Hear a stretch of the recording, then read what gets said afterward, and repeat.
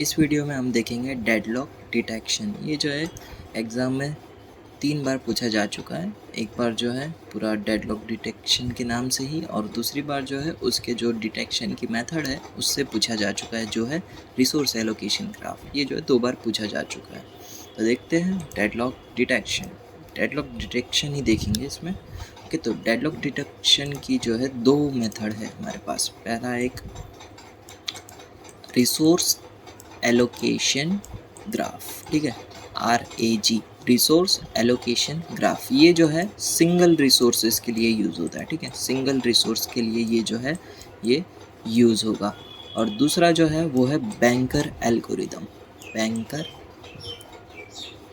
Banker algorithm ये जो है वो मल्टीपल रिसोर्स के लिए यूज़ होगा। ओके, मल्टीपल के लिए यूज़ होगा।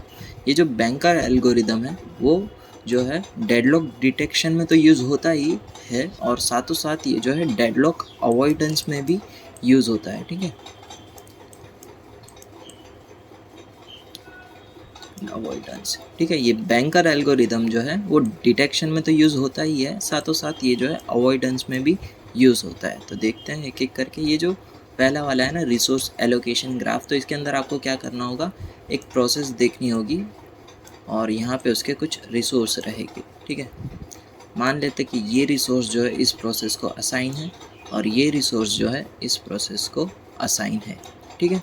तो अब ये प्रोसेस क्या करेगी, इस रिसोर्स को रिक्वेस्ट करेगी, ठीक है। इसने इसको रिक्वेस्ट की और ये प्रोसेस ने इसको रिक्वेस्ट की। तो यहाँ पे जो है ये साइकिल बन गई। ये साइकिल बन गई मतलब ये जो है डेडलॉक क्रिएट हो चुका है, ठीक है। ये जो है वो डेडलॉक है। तो इस तरह से आप जो है डेडलॉक डिटेक्ट कर सकते हो। तो ये रिसोर्स एलोकेशन ग्राफ में क्या होगा, आपको ग्राफ में देखना होगा कि कहीं साइकिल तो नहीं जनरेट हो रही है। अगर साइकिल या फिर सर्किट भी मतलब यही होता है। अगर साइकिल या सर्किट जनरेट होती है तो फिर वहाँ पे आपने क्या कर दिया, डेडलॉक को डिटेक्ट कर लिया, ठीक है। देखते हैं आगे। यहाँ पर देखो एक ग्राफ है, इसके अंदर आपको साइकिल ढूंढनी है, ठीक है, साइकिल। तो पहले आपको क्या करना होगा, कोई एक पॉइंट सिलेक्ट करना होगा, कोई भी एक पॉइंट यहाँ पे आप सिलेक्ट कर सकते हो। यहाँ पे हमने D सिलेक्ट किया है, ठीक है। ये हमें क्रिटिकल पॉइंट लग रहा था तो हमने D को सिलेक्ट कर लिया, ठीक है। अब हमें एक लिस्ट बनानी होगी। अब ये लिस्ट के अंदर हम क्या करेंगे, पहले तो D को पुट कर देंगे, करंट नोड को। Okay, from this node there is one outgoing arc to T, so add T to list. यहाँ पे से आप देख सकते हो कि D से T के ऊपर एक एरो जा रहा है, या फिर आर्क और एरो दोनों एक ही चीज़ है, ठीक है।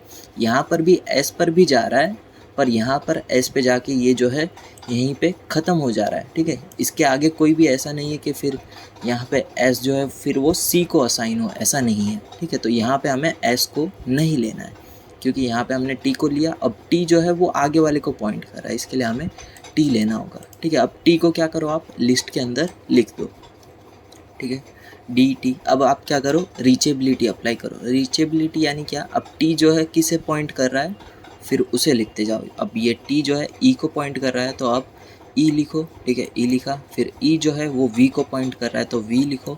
V जो है G को पॉइंट कर रहा है और G जो है U को पॉइंट कर रहा है और U जो है वो D को पॉइंट कर रहा है। तो यहाँ पे हमारी जो है साइकिल क्रिएट हो चुकी है। In the above step in the list node D appear twice, ठीक है। अगर D जो है ट्वाइस बार अपीयर हो रहा है, यानी क्या हो रहा है कि ये जो है साइकिल क्रिएट कर रहा है, तो ये क्या होगा, हमारा डेडलॉक, ठीक है। सीधी सी बात है, अगर साइकिल जनरेट हो तो समझ जाना कि ये जो है वो डेडलॉक है। ये सब वही अभी हमने जो स्टेप्स परफॉर्म किए हैं वो एज अ एल्गोरिदम के फॉर्म में लिखे गए हैं। For each node N in the graph perform the following 5 steps with N as the starting node. यहाँ पे हमने क्या लिया था, D को एज अ क्रिटिकल नोड हमने लिया था। अब आपको क्या करना है, एक एम्प्टी लिस्ट क्रिएट करनी है और उसके अंदर जो है आर्क्स एंड अनमार्क, ठीक है। यहाँ पे अभी आपको D के अकॉर्डिंग जितने भी अभी हमने देखा था ना, एक साइड पर S था और एक साइड पर T था ना, तो आर्क्स या फिर एरो भी लिख सकते हो आप। यहाँ पे उन एरो को आपको डेजिग्नेट करना है, ओके। सेकंड पॉइंट है ऐड करंट नोड, ठीक है। अब क्या करो, लिस्ट के अंदर आप D को ऐड कर दो check to see if node now appears in L 2 times, ठीक है। अब आपको चेक करना है कि D जो है 2 बार आ रहा है, तो फिर क्या होगा कि जो साइकिल ग्राफ है वो साइकिल कंटेन कर रहा है, तो फिर आपका एल्गोरिदम जो है वहीं के वहीं टर्मिनेट हो जाएगा। यानी यहाँ पे 2 बार नोड आता है यानी वो साइकिल है, और साइकिल है यानी डेडलॉक है, और यहीं पे हमारा एल्गोरिदम ख़त्म हो जाएगा। या फिर ये जो नोड है उसके आगे भी कोई आउटगोइंग आर्क है, ठीक है। यहाँ पे क्या था, यहाँ पे हमने T सिलेक्ट किया, T के आगे भी एक आउटगोइंग आर्क है, एरो है, ठीक है। तो फिर उसे भी हमें कंसिडर करना होगा। तो आपको क्या करना है, 4th स्टेप पे जाना है, और अगर आउटगोइंग आर्क नहीं है तो स्टेप 5 पर जाना है, ठीक है।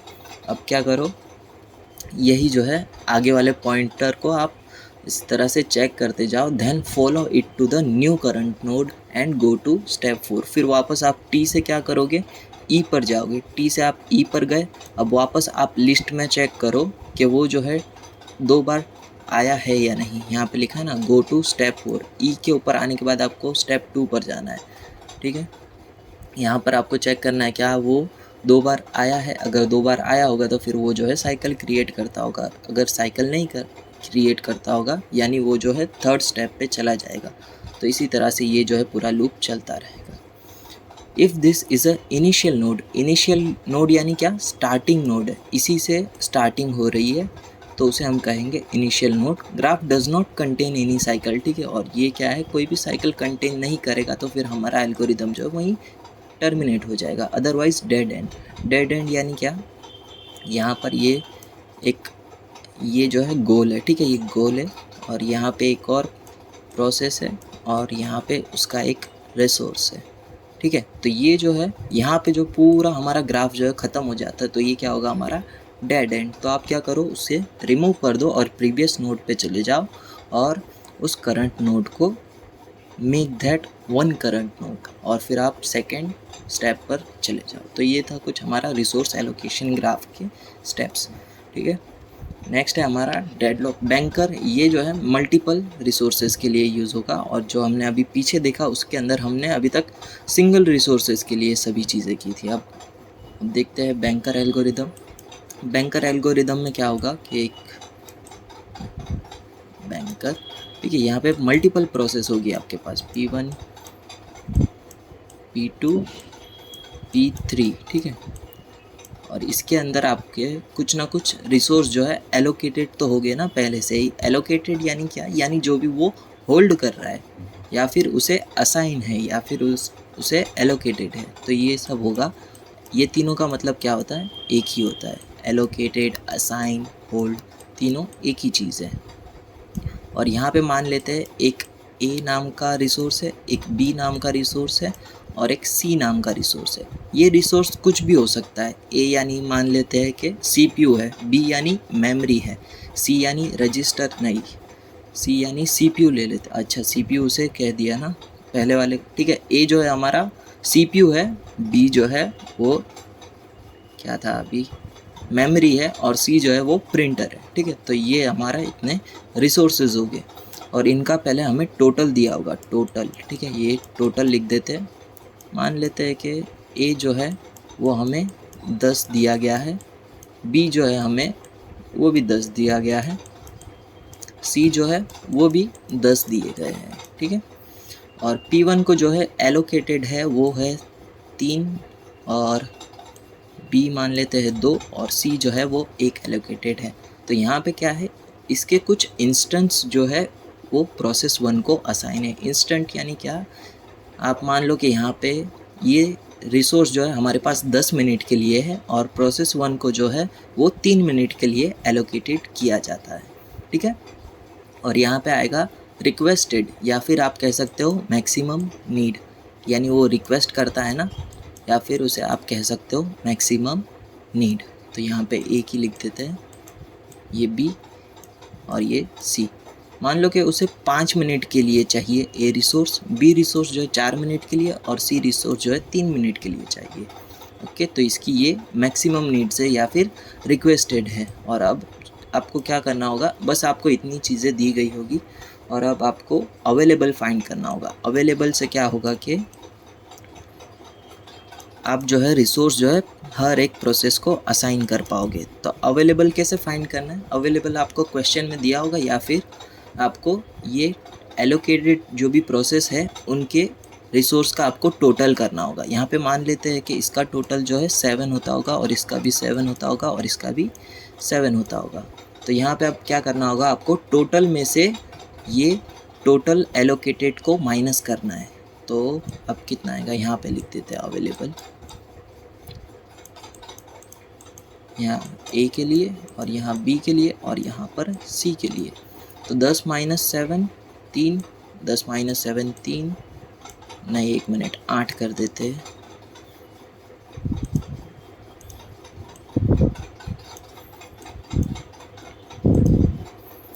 ठीक है, मान लेते हैं यहाँ पे इसका टोटल जो है 8 है, इसका भी 8 है और इसका भी 8 है। और यहाँ पे 10 - 8 कितना होगा, 2, 10 - 8 वापस 2, 10 - 8 वापस 2। ठीक है, तो इतने हमारे पास अवेलेबल है। अब हमें क्या करना होगा, ये जो मैक्सिमम नीड है उसमें से हम एलोकेटेड माइनस कर देंगे तो हमें क्या मिल जाएगा कि उतने जो है एक्स्ट्रा रिसोर्स जो है उसे असाइन करना है, यानी रिक्वायर्ड हमें मिल जाएंगे। रिक्वायर्ड नीड यानी सिर्फ इस प्रोसेस को इतने इतने तो असाइन हो चुके हैं, 3 2 1। अब जो है इसमें से 3 2 1 माइनस कर दो तो जो एक्स्ट्रा के है वो असाइन करने वाले वो हम यहाँ पर लिखेंगे। ओके, यहाँ पे अब मैक्सिमम माइनस एलोकेटेड करना है। ठीक है, मैक्सिमम में से आपको एलोकेटेड माइनस करना है। 5 - 3 2, 4 - 2 2, 3 - 1 ये भी 2। ठीक है, तो प्रोसेस 1 को जो है इतने मिनट के लिए ये रिसोर्स जो है चाहिए है। ठीक है, इतने तो इसे असाइन हो चुके हैं, 5 4 3 में से 3 2 1, तो बस अभी से इतने चाहिए। तो अब क्या करेंगे हम, ये जो है हमारे पास ऑलरेडी अवेलेबल है। ठीक है, यहाँ पे हमारे पास ये जो है ऑलरेडी अवेलेबल है। तो हम क्या करेंगे, ये अवेलेबल रिसोर्स जो है वो हम P1 को असाइन कर देंगे और P1 जो है वो अपना जो भी प्रोसेस है ये रिसोर्सेस का वो एग्जीक्यूट करेगा और फिर वो जो है वो ख़त्म हो जाएगा। ठीक है, और अब ये जो P1 के रिसोर्सेज है ना, ये 3 2 1 ये भी डिसएलोकेट होकर ये चले जाएंगे सीधा अवेलेबल में। ठीक है, ये जो एलोकेटेड रिसोर्सेज है P1 के वो भी डिसएलोकेट होकर अवेलेबल में प्लस हो जाएंगे। तो ये क्या हो जाएगा, 3 + 2 5 और ये 2 है तो 4 और ये जो है 1 तो ये हो जाएगा 3। तो ये हो गया हमारा न्यू अवेलेबल, ये आप कैंसिल कर दो। अब इसी तरह आप प्रोसेस 2 के लिए चेक करोगे और प्रोसेस 3 के लिए चेक करोगे। ठीक है, और अब क्या होगा, यहाँ पे हमारे पास एक सेफ सीक्वेंस जनरेट होगा, सेफ सीक्वेंस, और एक होगा हमारा अनसेफ। ठीक है, सेफ सीक्वेंस से पहले आप देख लो कि व्हाट इज़ अनसेफ और सेफ स्टेट। सेफ स्टेट यानी क्या कि यहाँ पे कोई भी डेडलॉक जो है वो अकर नहीं हुआ है। अनसेफ यानी क्या, डेडलॉक जो है वो अकर हो चुका है। अगर डेडलॉक नहीं अकर हुआ है तो हमें सेफ लिखना है और सेफ के लिए हमें पहले सेफ सीक्वेंस जनरेट करना होगा जिससे हमारा डेडलॉक जो है वो जनरेट ना हो। तो अभी हमने यहाँ पे P1 को जो है वो एग्जीक्यूट कर दिया। तो आप क्या करो, पहले सीक्वेंस में लिखो P1, फिर क्या करो आप वापस P2 के लिए चेक करो, P3 के लिए चेक करो। तो इस सीक्वेंस में जब आप जो है प्रोसेस को एग्जीक्यूट करोगे तब जो है डेडलॉक जो है अकर नहीं होगा। तो इस तरह से आप जो है डेडलॉक को अवॉइड कर रहे हो, अभी अवॉइड कर रहे हो। डिटेक्शन अभी आगे हम देखेंगे। यहाँ पे अभी P1 हो चुका है, मान लो कि P2 को ज़रूरत है, यहाँ पे मैं 0 0 कर देता हूँ। ठीक है, कुछ है ही नहीं इसे एलोकेट, और इसे ज़रूरत है 6 मिनट के लिए इसकी, और इसकी 4 मिनट के लिए, और ये 1 मिनट के लिए। और अभी हमारे पास कितने हैं, 5 ही है ना, तो यहाँ पे 6 है। तो अब हमें क्या करना होगा, P2 को स्किप करना पड़ेगा फिर। ठीक है, P2 को हमने स्किप कर दिया। अब आ जाते P3 पे, P3 के भी मान लेते हैं 0 है, और P3 को जो है 4 मिनट के लिए चाहिए ये, और ये 1 मिनट के लिए, और ये 2 मिनट के लिए। अब ये जो रिसोर्सेज है हमारे पास अवेलेबल वो हम इसको असाइन कर सकते हैं ईजिली। तो फिर ये जो है P3 वो एग्जीक्यूट हो जाएगा। ठीक है, फिर P3 एग्जीक्यूट हो गया तो आप इसे सीक्वेंस में लिख दो, सीक्वेंस में लिख दिया। अब ये जो इसके 1 मिनट यहाँ पे 0 नहीं करना था।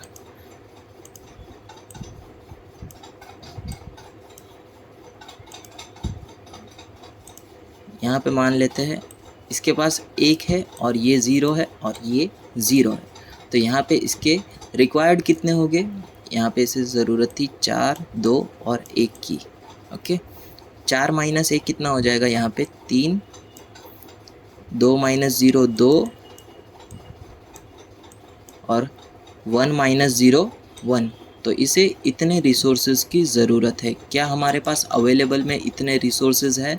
ठीक है, यहाँ पे 5 है यानी ये 3 तो फुलफ़िल हो जाएगा, 4 है और यहाँ पे 2 भी फुलफ़िल हो जाएगा, 3 है तो ये 1 भी फुलफ़िल हो जाएगा।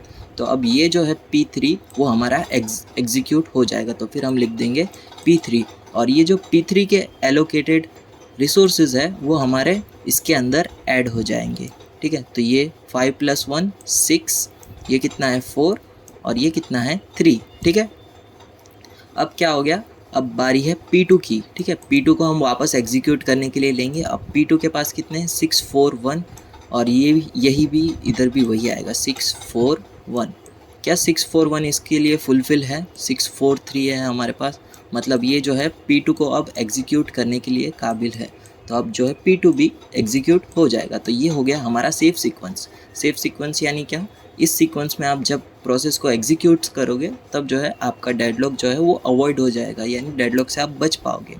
और मान लो कि यहाँ पे एक और P4 आ गया। P4 को जो है इसके भी सभी 0 है। ठीक है, सभी 0 है एलोकेटेड और इससे ज़रूरत है 12 मिनट के लिए CPU की, 11 मिनट के लिए मेमोरी की और 10 मिनट के लिए प्रिंटर की, यानी ये ABC का जो भी नाम है।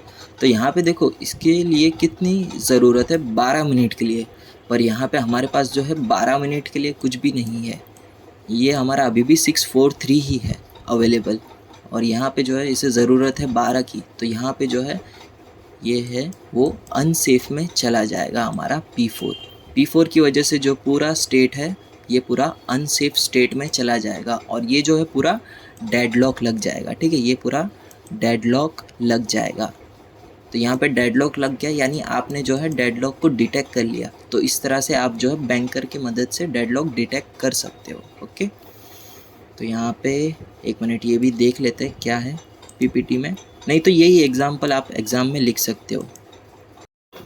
देखते हैं पीपीटी में क्या एग्जाम्पल दिया गया है। तो स्टार्ट करते हैं। ये वाला हमें पहले टोटल दिया गया है। ठीक है, यहाँ पे हम ABCD लिखते थे ना, यहाँ पे सीधा इन्होंने रिसोर्सेज के नाम दे दिए हैं और कुछ हमारे पास इतने टोटल रिसोर्सेज हैं और ये 3 प्रोसेस है जो इतने रिसोर्सेज अभी फ़िलहाल होल्ड कर रही है। ठीक है, यहाँ पे number of resources held by each process. यहाँ पे एक स्कैनर है P1 के पास, 2 टेप ड्राइवर और एक CD-ROM। P3 के पास एक प्लॉटर और 2 स्कैनर है और ये जो है अवेलेबल। ठीक है, इतने हमारे पास अभी फ़िलहाल जो है अवेलेबल फ्री है हमारे पास रिसोर्सेज। और ये क्या दिया गया है, number of resources still needed by each process to proceed. ठीक है, स्टिल नीडेड दिया गया है यानी ये जो है ये हमारा मैक्सिमम वाला नहीं है। ठीक है, ये मैक्सिमम नहीं, ये रिक्वायर्ड नीड मैट्रिक्स का रिक्वायर्ड नीड का टेबल है। ठीक है, तो अब हमें कुछ नहीं करना है, सीधा ये और इसे कंपेयर करना है। ठीक है, अब पहले इसे कंपेयर करते हैं। ठीक है, 2 टेप ड्राइवर चाहिए मुझे प्रोसेस P1 के लिए, अगर उसे एग्जीक्यूट करना तो मुझे मिल जाएगा। ठीक है, यहाँ से यहाँ पर भी 2 है और यहाँ पर भी 2 है। ठीक है, ये दोनों एग्जीक्यूट हो जाएंगे। 0 0 1 1 CD-ROM, पर यहाँ पे कोई CD-ROM नहीं है तो ये जो 1 है इसकी वजह से हम क्या करेंगे, इसे स्किप कर देंगे। Skip okay. ठीक है, ये देखो 1 की वजह से इसे हमने स्किप कर दिया। अब आ जाते P2 पे। P2 को वापस हम कंपेयर करेंगे अवेलेबल से। क्या यहाँ पे 2 टेप ड्राइवर है, ये तो एग्जीक्यूट हो जाएगा।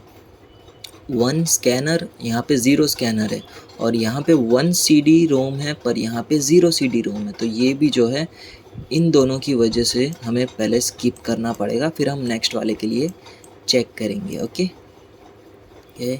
अब प्रोसेस 3 के लिए देखते हैं। प्रोसेस 3 के लिए तो ये सेम ही है, तो ये जो है वो एग्जीक्यूट हो जाएगा। ठीक है, ये जो है अब एग्जीक्यूट हो जाएगा। यहाँ पे अब P3 के लिए हम क्या करेंगे, P3 जो है अब एग्जीक्यूट हो चुका है। अब ये जो जितने भी P3 के रिसोर्सेज हैं वो हम अवेलेबल में पुट कर देंगे। ठीक है, अब P3 के जितने भी रिसोर्सेज थे उसे हम सीधा यहाँ पर पुट कर देंगे। ठीक है, आप अब ये जो इस तरह से अभी इसने किया इस तरह से भी कर सकते हो, लेकिन ये सीधा हम P3 के जो रिसोर्सेज एक्स्ट्रा के थे उसे हम सीधा यहाँ पर प्लस कर देंगे। तो ये कितना, अभी तो 0 है तो यहाँ पे 2 + 0 तो 2 ही होगा, और यहाँ पे कितना है 1 और यहाँ पे 1, तो ये कितना हो जाएगा 2, और यहाँ पे कितना है 2 और यहाँ पे 0 है तो यहाँ पे भी 2 हो जाएगा। ओके, तो ये हमारा अवेलेबल जो है वो 2 हो चुका है। तो ये जो हमारी P3 की प्रोसेस है वो ख़त्म हो चुकी है। ओके, अब वापस से हम P2 P3 के लिए चेक करते हैं। ओके, क्या यहाँ पर हमें 2 टेप ड्राइवर है वो मिल जाएगी, यहाँ पे 0 है, यहाँ पर जो है एक स्कैनर है वो मिल जाएगा, ठीक है। पर यहाँ पर जो है अभी भी एक CD रोम जो है वो नहीं मिल रहा है, और यहाँ पर भी एक CD रोम चाहिए वो भी नहीं मिल रहा है। तो ये दोनों प्रोसेस जो है वो कभी एग्जीक्यूट होगी नहीं, तो फिर ये क्या बन जाएगी, एक डेडलॉक की सिचुएशन। तो ये जो है हम इस तरह से बैंकर एल्गोरिदम का यूज़ करके डेडलॉक डिटेक्ट कर सकते हैं। ठीक है, डेडलॉक रिकवरी नेक्स्ट वीडियो में देखेंगे।